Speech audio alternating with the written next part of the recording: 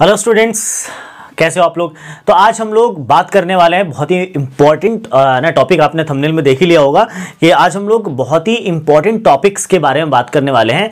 या मैं एक लफ्ज में कहूँ, एक वर्ड में कहूँ तो मैं कह सकता हूँ कि इलेक्ट्रिसिटी जो चैप्टर है बच्चों, जिसमें थ्योरेटिकल और न्यूमेरिकल पार्ट दोनों होते हैं, तो क्लास 10th के स्टूडेंट्स के लिए खास करके, और जो क्लास आगे साइंस रखने वाले हैं क्लास 11th और 12th के जो बच्चे होंगे यानी साइंस साइड के, उनके लिए भी बहुत ज्यादा इंपॉर्टेंट वीडियो, बिकॉज आपका बेस यहां बनेगा, क्लास 10th में बनेगा, ताकि आप जाकर के क्लास 12th में इसको अप्लाई कर सकते हो। तो अगर आप वाकई इंटरेस्टेड हो इस चैप्टर को अच्छे से पढ़ने के लिए और अपना बेस मजबूत करने के लिए, अपने बेस को अच्छा बनाने के लिए, तो इस वीडियो को कंप्लीट देखिएगा। छोटा वीडियो है लेकिन मैं बहुत इंपॉर्टेंट चीज बताने वाला हूं, अभी ध्यान रखना।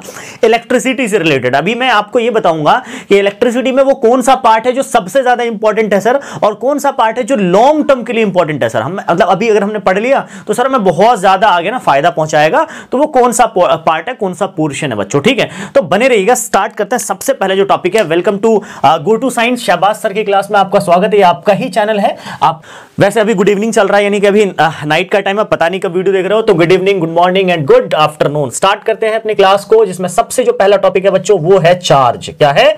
चार्ज। सुन सुन के शायद आपके कान में दर्द हो गया होगा या आपका कान पक गया होगा, लेकिन अगर जो पहली बार सुन रहे हो उसे अच्छा भी लग रहा होगा, हो सकता है। नहीं लग रहा है तो लगा लो अच्छा, क्योंकि ये ऐसे टॉपिक्स हैं अभी जो बताऊंगा मैं, वो आपके लाइफ को सुधार सकते हैं। सीरियसली बता रहा हूं। मतलब आपके जो 12th का जो पूरा कॉन्सेप्ट है और जो 10th का पूरा कॉन्सेप्ट है, उसको एक बार में आपके दिमाग के अंदर समा देगा, ठीक है। तो चार्ज क्या होता है बच्चों, सबसे पहले मैं आपको बता दूं कि चार्ज एक तरह की प्रॉपर्टी है, और इसके बारे में हम क्लास 10 में पढ़ते हैं कि it is a property of any conductor और एनी सब्सटेंस, बोल दो, it is a property of any substance by which it exert the force on another charged और अनचार्ज्ड सब्सटेंस। मतलब एक ऐसा गुण है, ऐसी प्रॉपर्टी है किसी भी सब्सटेंस की, जिस पर अगर ये आ जाए तो ये क्या कर देता है, किसी दूसरे बॉडी पर, किसी दूसरे ऑब्जेक्ट पर, किसी दूसरे पदार्थ पे क्या लगाना शुरू कर देता है, फोर्स लगाना शुरू कर देता है। मतलब उसको अट्रैक्ट करने लगता है या रिपेल करने लगता है। तो बच्चों चार्ज एक ऐसी प्रॉपर्टी का नाम है, चार्ज एक तरह की प्रॉपर्टी है, ध्यान रखना, जिसको आप कई बार क्यू से भी दिखा देते हो, जो कि बहुत इंपॉर्टेंट टॉपिक है।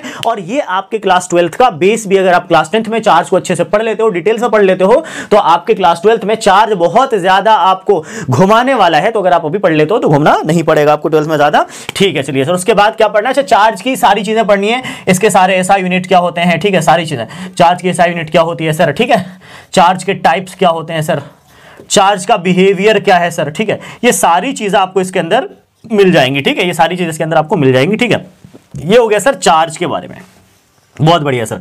अब इसके बाद हम लोग आ जाएंगे इलेक्ट्रिक करंट की तरफ। इलेक्ट्रिक करंट बच्चों, जब मैं आपको ये पढ़ाऊंगा ना अभी क्लियर करके, इतना बेहतरीन, एकदम मजा आ जाएगा आपको, सच बता रहा हूं सीरियसली। तो अभी फिलहाल देखते हैं कि टॉपिक्स क्या क्या है सर, जल्दी जल्दी देख लेते हैं टॉपिक्स पूरा। ये इलेक्ट्रिक करंट है सर। इलेक्ट्रिक करंट को हम लोग किससे दिखाते हैं बच्चों? आई से दिखाते हैं, ध्यान देना। मैं ये टॉपिक्स भी सुनना जरूरी है, ध्यान रखिएगा। इलेक्ट्रिक करंट को आई से दिखाते हैं, और मैं आपको इसको इतना ज्यादा इंपॉर्टेंट टॉपिक नहीं समझूंगा, क्योंकि आप अगर चार्ज अच्छे से समझ लेते हो फिर इलेक्ट्रिक करंट अपने आप समझ में आना स्टार्ट हो जाता है, ठीक है। तो देखिए भाई, इलेक्ट्रिक करंट को आई से नोट करते हैं, इसकी भी आपको एसआई यूनिट पढ़नी पड़ेगी, इसकी एसआई यूनिट को डिफाइन करना पड़ेगा, ठीक है। सारी चीजें इसकी पढ़नी पड़ेंगी, जैसे एसआई यूनिट, और उसको डिफाइन है ना करना पड़ेगा। किसको डिफाइन करना पड़ेगा? डिफाइन यूनिट ऑफ करंट है ना, unit of current, current unit को डिफाइन करना पड़ेगा। ये सारी चीजें आपको पढ़नी पड़ेंगी। जैसे डिवाइस का नाम क्या है जो इसको मेजर कर लेता है, एवरीथिंग। डिवाइस कनेक्ट कैसे करते हैं ना, कनेक्शन ऑफ डिवाइस को कनेक्ट कैसे करते हैं। तो ये सारी चीज आपको कहां पढ़नी है? इलेक्ट्रिक करंट में पढ़नी है बच्चों। किस में पढ़नी है? इलेक्ट्रिक करंट में, ठीक है। अच्छा, जो नेक्स्ट टॉपिक हमारा बच्चों वो है, ये पहला टॉपिक था, ये दूसरा टॉपिक था। अब हम तीसरे टॉपिक की तरफ बढ़ रहे हैं, जिसका नाम है बच्चों पोटेंशियल डिफरेंस। पोटेंशियल डिफरेंस, इसकी क्या मैं बात करूं, ठीक है।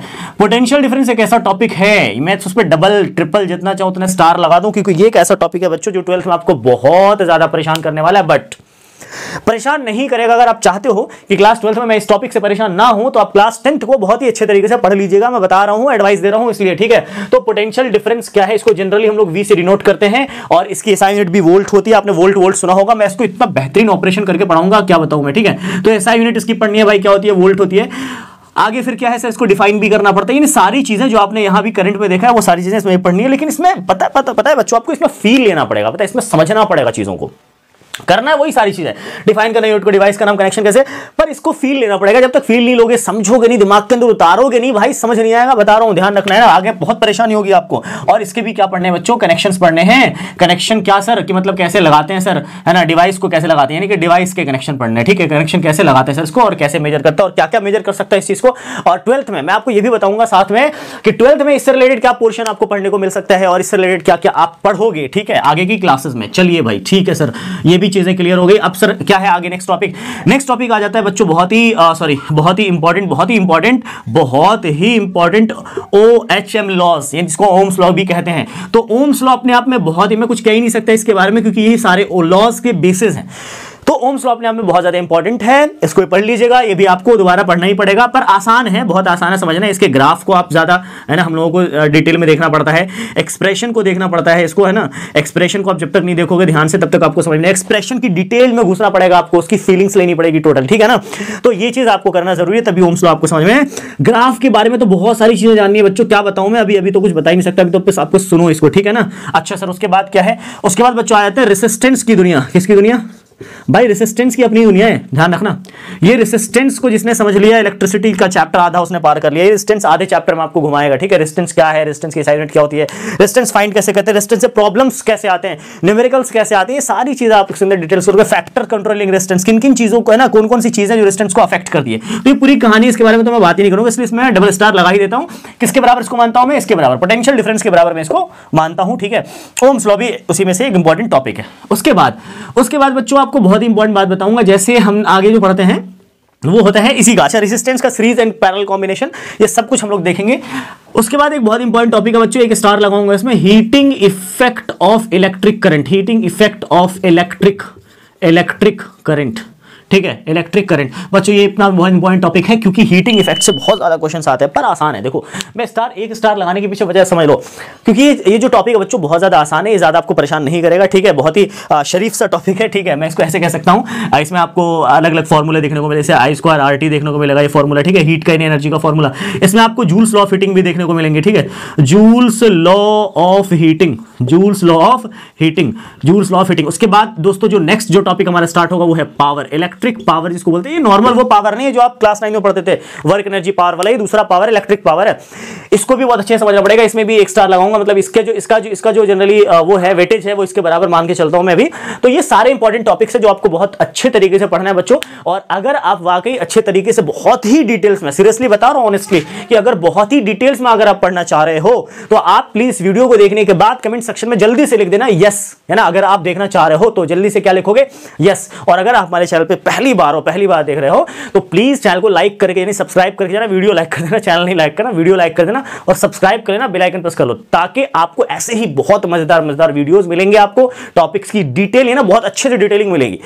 क्योंकि मैं मजाक नहीं करूंगा, सिर्फ पढ़ाऊंगा आपको, ठीक है, पढ़ाऊंगा ऐसे करके, मतलब समझ लो कि आपको सिर्फ एक क्लास नहीं बल्कि आने वाली जितने क्लासेस में आप ये प्रॉब्लम्स फेस करते हो सब कुछ क्लियर हो जाएगा, आई गारंटी यू, ठीक है। तो मिलते हैं नेक्स्ट क्लास में इसी इलेक्ट्रिसिटी के साथ, ठीक है बच्चों। तब तक के लिए आप लोग देखते रहिए, और हमारे और भी जो चैप्टर्स है उसको देख लीजिए आप, क्योंकि हो सकता है आपके पेपर में आ रहा हो।